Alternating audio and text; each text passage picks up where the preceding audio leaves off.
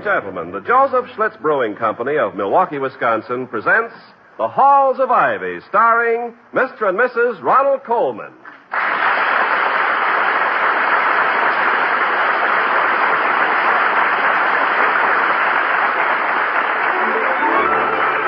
I was curious. I tasted it. Now I know why Schlitz is the beer that made Milwaukee famous. If you like good beer, you'll find it pays to be curious and learn about Schlitz for yourself. And now, the Halls of Ivy.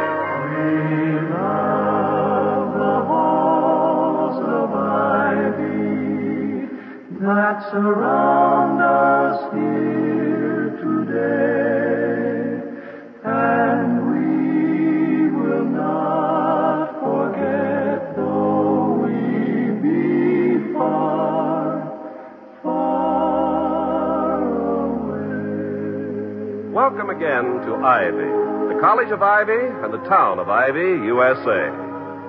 Dr. William Todhunter Hall, president of Ivy College, has all the troubles common to college presidents. They consist mostly of fiscal matters, financial affairs, and money. As he's often been heard to say, a man in his position must be 1 part babysitter, 1 part mediator, and 98 parts panhandler. But Dr. Hall has at least one advantage over his scholastic opposite number. He has a wife named Victoria, formerly a glittering ornament of the English Musical Comedy Theater, and now the epitome of what a tired man should come home to.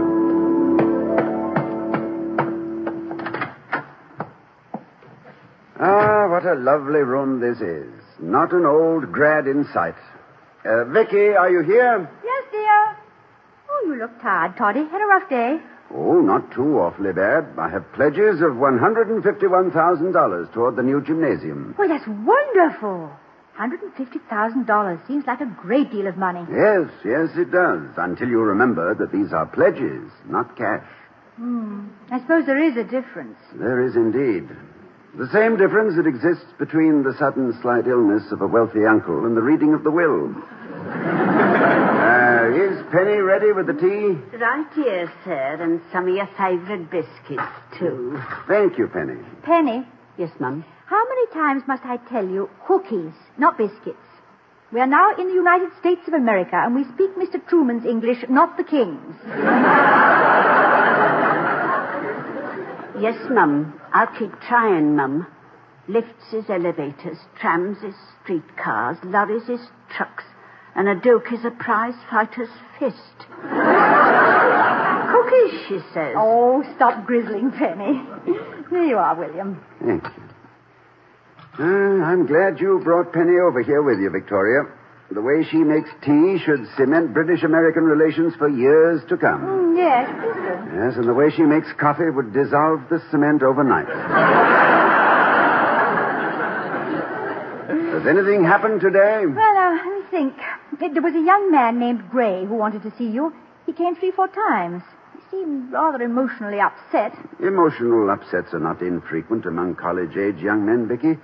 They are psychic growing pains. Ah, that's probably Mr. Gray. You'd better take care of his growing pains and call me when he's cured. I'll be in the kitchen. Tonight I'm making the coffee myself. A gentleman to see you, Dr. Hall, Mr. Malott. Mr. Malott? Malott? Well, he couldn't be the... Ask him in, Penny. Right in here, sir. Hello? How do you do? Penny, please take the things away, will you? Unless I can offer you a cup, sir. No, thank you. Dr. Hall, I'm Mike Malott. Yes, I've seen your picture in the paper. What did you wish to see me about? Well, Dr. Grapevine says you're out after some dough for a new gym. Is that right? The grapes on your vine are a little overripe, Mr. Malott. It's rather common knowledge. What about it? I want to give you some. May I ask you a question, Mr. Malott? Sure. But I warn you, Doc, I've been questioned by experts under brighter lights than you got in here. Go ahead. What business are you in? Well, that's a fair question. I got a string of dry cleaning joints. That's on top. On the bottom, I make book. Bookmaking is not a legal operation, Mr. Malott. Legal or illegal, Doc, depends on locations. Horse booking is against the law in this country. In England, it's legal. Well, then I suggest you make your donation to Oxford. That's in England. I ain't got a kid in Oxford. You have a kid attending Ivy College? Yeah, son. I didn't know that. Well, not many people do, Doc, and I want to keep it off the record. He's a good boy. I want to see him get the breaks that I didn't get when I was a kid. In a cold water flat, laying on a cheap mattress with a piece of billiard cue, waiting for the next rat to come out of the plaster. Mr. Malott, I fully sympathize with your intention of giving your son the advantages you lacked. I'm not asking for sympathy, Doc. I'm asking for a square deal for the kid, that's all. Ivy College does not sell square deals, Mr. Malott. We have here the sons and daughters of rich men, poor men, beggar men, thieves, doctors, lawyers, and merchants of almost everything. I doubt if anyone here expects more of a square deal than he is entitled to through hard work, decency, and a certain civilizing contact with his fellows. How do they get this contact? I should think that would be obvious. In classes, fraternities, sports. And... Yeah, but Eddie ain't getting it. Why isn't he? I don't know. He's got a nice personality, but no nice friends, only stooges. I want to get him into a fraternity, and don't tell me that ain't for sale. I do tell you that. Now, wait a minute. If this school gets, say, $250,000 toward a new gymnasium, you mean nobody can pull hard enough to get a boy into a fraternity? Mr. Malott, I'm afraid your somewhat violent training has distorted your social viewpoint. Huh? Break that down. I shall. You, Mr. Malott, have had too much experience with special privilege.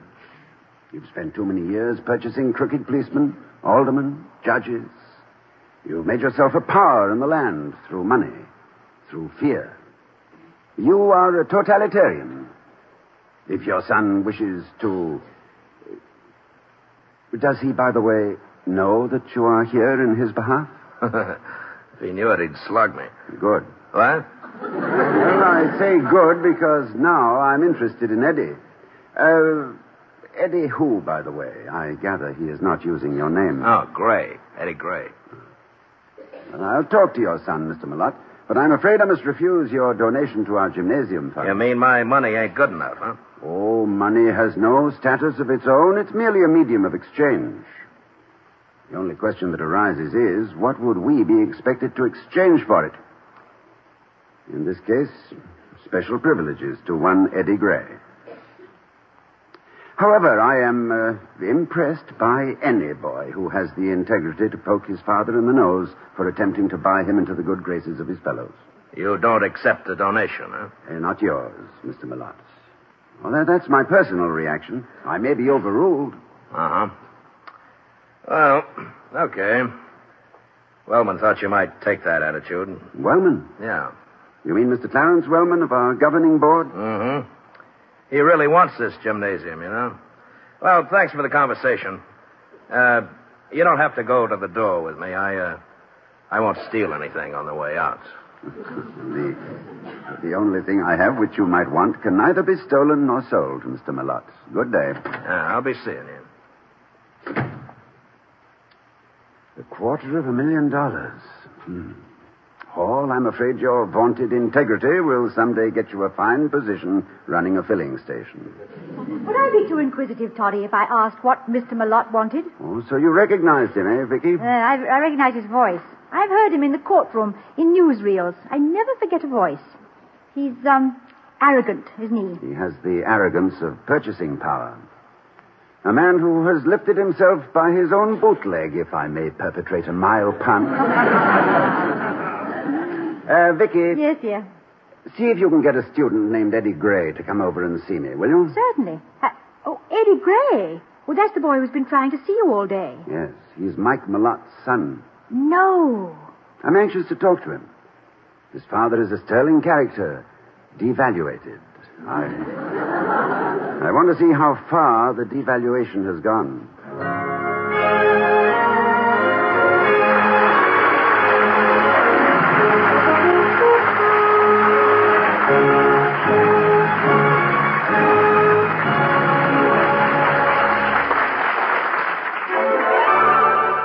was curious.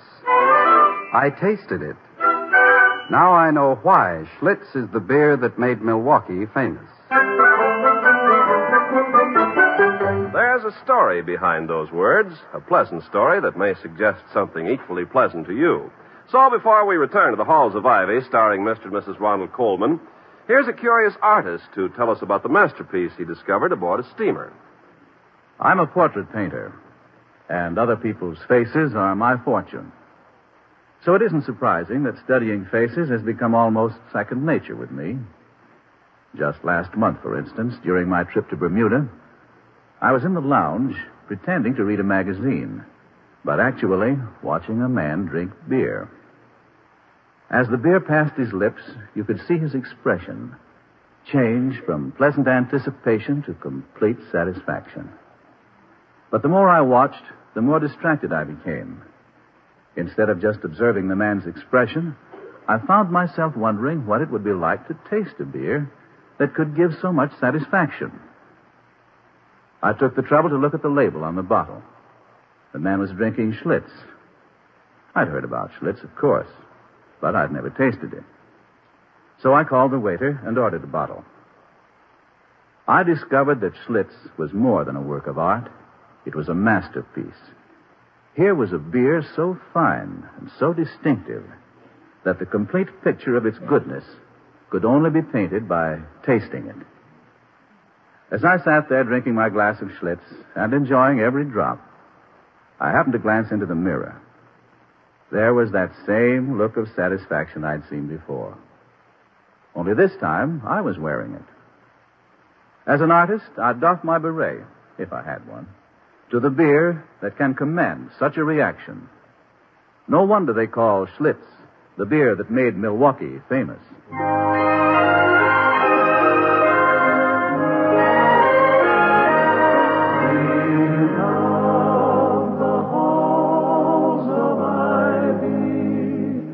That surround us here today.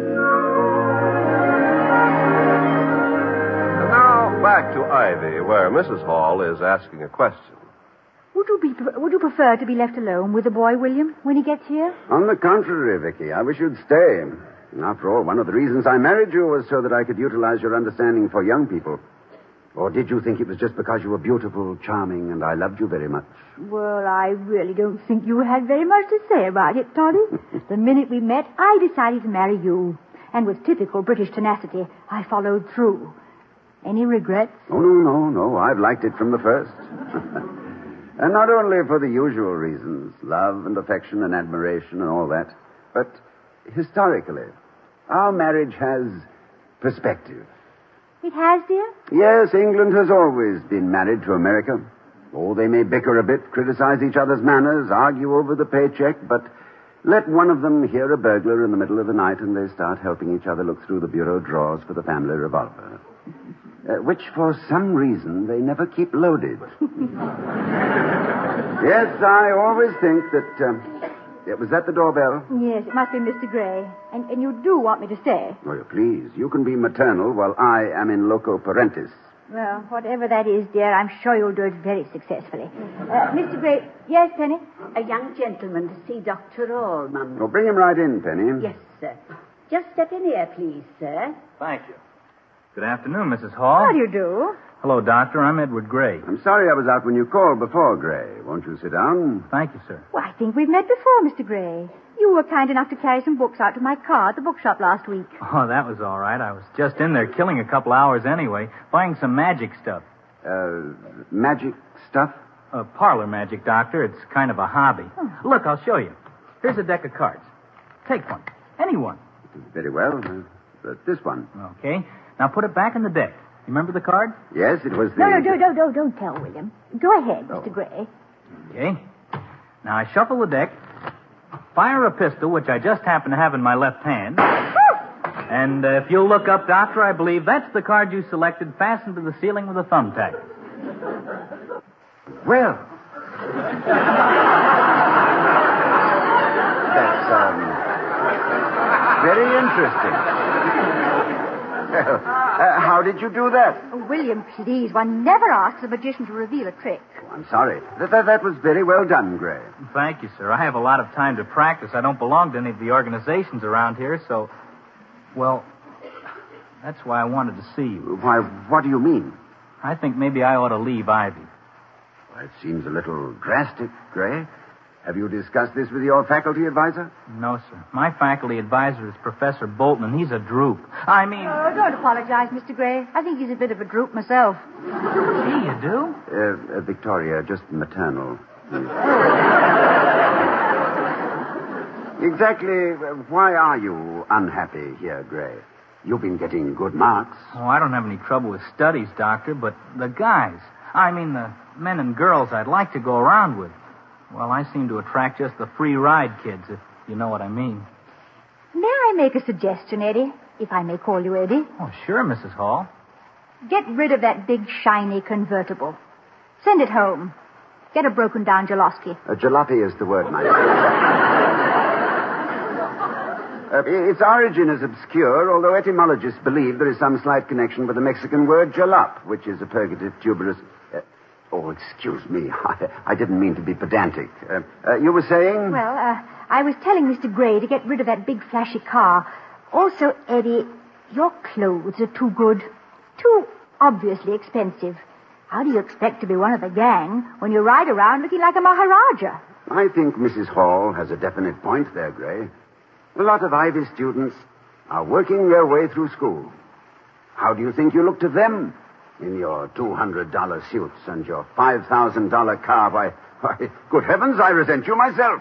Gosh, I never thought of it like that. I've always had that stuff, and I wasn't trying to throw it around. Eddie, will you do something for me? I don't think there's anybody in the school that wouldn't do anything for you, Mrs. Hall. Oh, thank you.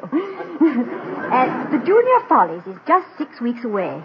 And we need you. Me? You need me? Oh, gee, what for? Well, we're rather desperately in need of a good act in one. In one what? In one. It means in front of the curtain, while they change the scenes. And if you will do a magic act for 10 or 12 minutes, you'll be one of the most popular men in the school.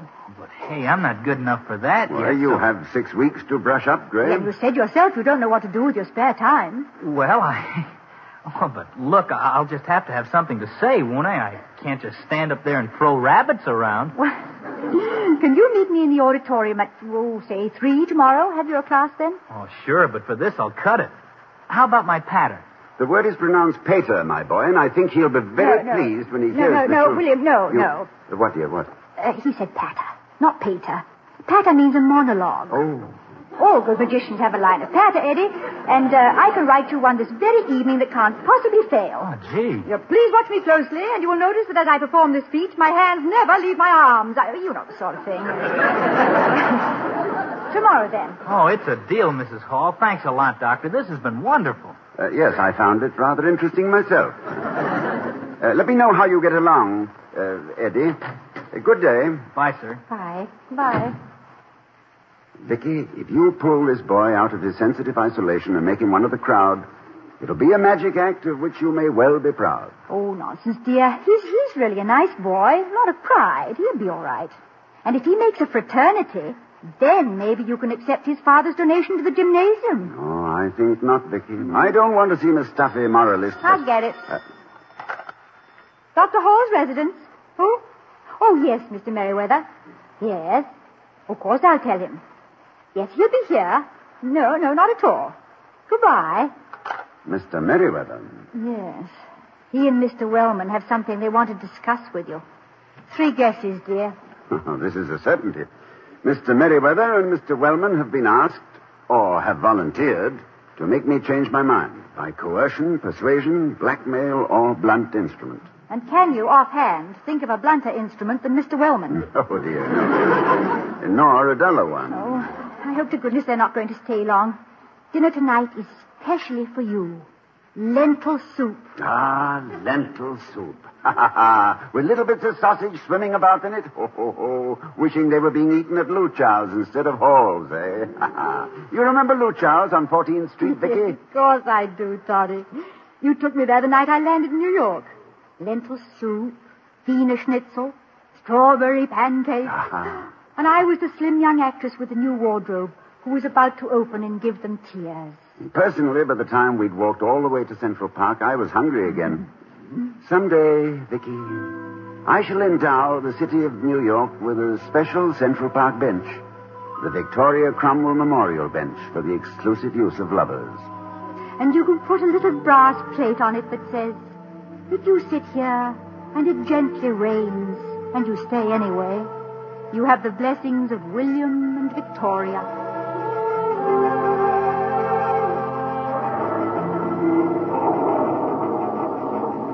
Better put your hat on, Toddy. It's raining. Oh, it isn't raining very hard. Feels rather good. Refreshing. But I don't want you to catch cold. Oh, I won't, dear. I've walked miles in fog worse than this. You won't miss London and England too much, will you, Vicky? If I was still Victoria Cromwell, I'd probably miss it terribly. But as Mrs. William Todhunter Hall, geography doesn't seem very important. Who means more to me than where? Let me put my coat over your shoulders a little more. There. And your hands are getting wet. I know. But if I put my gloves on, I can't look at my ring. I'm afraid it's a very little ring. Darling, it's the biggest thing that ever happened. I love it. And I love you. And May I borrow your handkerchief? Thank you. Oh, we'd better go. Your cheeks are getting wet. Not from the rain, Toddy. I always weep when I'm happy. I think you should know it now, because I expect to be doing a lot of it. I hope you'll never have to weep for any other reason, Dickie. Where your tears are concerned, I'm all for private ownership of water power. Oh, my dear, you're so... Well, now, what's all this? Oh, hello, officer. It's a lovely evening, isn't it? No, it isn't. It's raining. Oh. Why don't you go home? I'm paid to stay out in it, but you're not. I'm being amply compensated, officer, so don't worry about us. My wife and I like the rain. Oh, your wife? I thought you were sweethearts. Well, guess I don't have to worry about you two carving your initials on the bench. Good night to you. Good night, officer. Oh, cynical fellow. Doesn't think husbands and wives can be sweethearts. I think we should teach him a lesson. How, Toddy? Have you a jackknife? I'm going to carve two hearts entwined on this bench. WTH loves VC. I think I... Toddy? Oh, what's a little thunder? It isn't raining hard enough to... Toddy, it isn't thunder. Someone's knocking. Well, let them knock. Our first night in New York and... William, dear, there's somebody at the door. At the door? What door? Central Park hasn't any... Oh, the door! Our door! Yeah. Oh, yes. Yes. Well, maybe it's a good thing. I might have carved our initials on the piano. Toddy. Toddy, you are an incurable daydreamer. Yes, I'm afraid I am, Victoria. Incurable. And incredibly lucky. Lucky why? Because, my darling, few daydreamers can return to an actuality one half as pleasant as mine. Mr. Merriweather and Mr. Wellman to see you, Doctor. Oh, good afternoon, Mr. Merriweather. Oh, Mr. Wellman. Merriweather. Please sit down, gentlemen. Thank you, Mrs. Hall. Won't keep you but a few minutes, Doctor. You probably know what we're calling about. Yes, I think I do. It's about an offer of $250,000 toward our new gymnasium, Dr. Hall. Am I correct in believing that you refuse to accept it? Quite correct, Mr. Wellman. Personally, Doctor, I don't think you'd turn down a sum of money like that without some very good reason. Clarence here and some of the other board members are pretty upset about it. Upset, did I say? Gad, sir, their ulcers were jumping like popcorn. The Board of Governors had a right to be upset, Merriweather. As badly as this college needs $250,000, it's ridiculous. Yes, we know, Clarence. It's a lot of money, but money isn't everything. It's almost everything, I'll admit, but let's give Dr. Hall a chance to explain. How about it, Doctor? Oh, it's very simple, Mr. Merriweather. To me, at least. Well, to me, it's a downright... Be quiet, Clarence, you witch burner. Yes, Doctor? Gentlemen, when an institution dedicated to shaping the characters of future citizens accepts money from a dubious source, it must also be prepared to accept the accusation of undue influence. I couldn't agree with you more, Doctor. And I couldn't disagree more, Merriweather. The source of this donation is not important when you consider the benefits of a new generation in this college. Excuse me, Mr. Wellman. Yes, Mrs. Hall. Mr. Malotte warned my husband that you wouldn't care for his attitude. He was right, I don't. Victoria, And dear. I'm sure he had no intention of disturbing any friendly relations that you might have with Mr. Malotte. What friendly relations? Is that hoodlum a pal of yours, Clarence?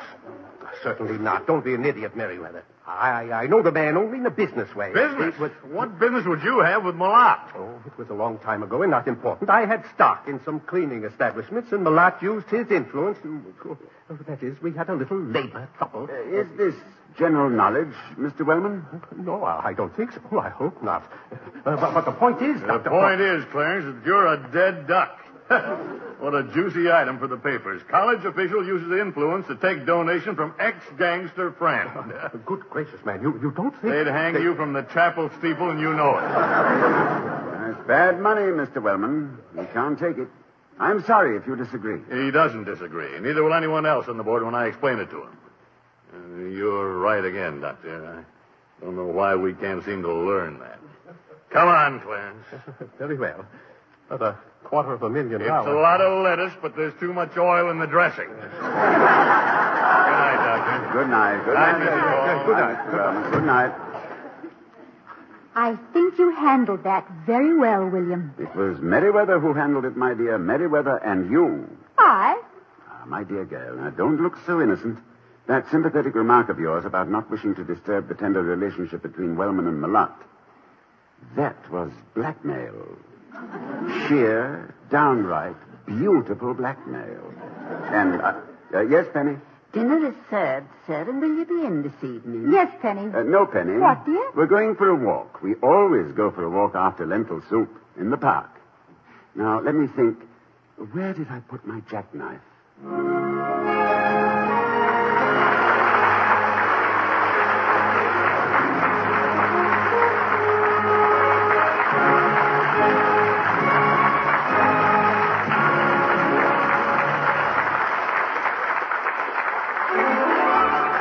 I was curious. I tasted it. Now I know why Schlitz is the beer that made Milwaukee famous. And here again are Mr. and Mrs. Ronald Coleman. My dear, there are times when I think that you should be president of Ivy College. Why on earth should you think that? There's a popular belief that the female of the species is devious, indirect, and entirely intuitive. Personally, I find the methods of your sex appallingly straightforward. I once wrote a 2-line verse on the subject. Well, tell. I called it Advice on Practical Plumbing, but it contains a rather atrocious pun. It went something like this. For that difficult task, just go to your bench and select for the job an adjustable wench. I think that's very amusing, dear. And if you'll excuse me, I'll go and adjust myself for dinner. Certainly, darling. Good night, everybody. Good night.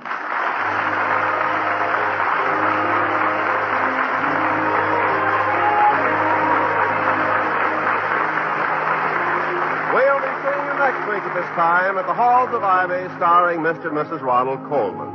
The other players were Herbert Butterfield, Willard Waterman, William Conrad, Gil Stratton Jr., Ted Osborne, and Gloria Gordon.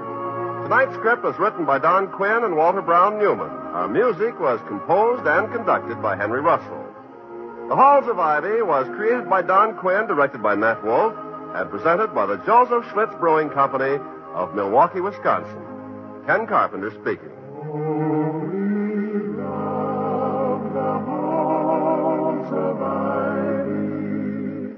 That surround us here today, and we will not forget, though we be far, far away.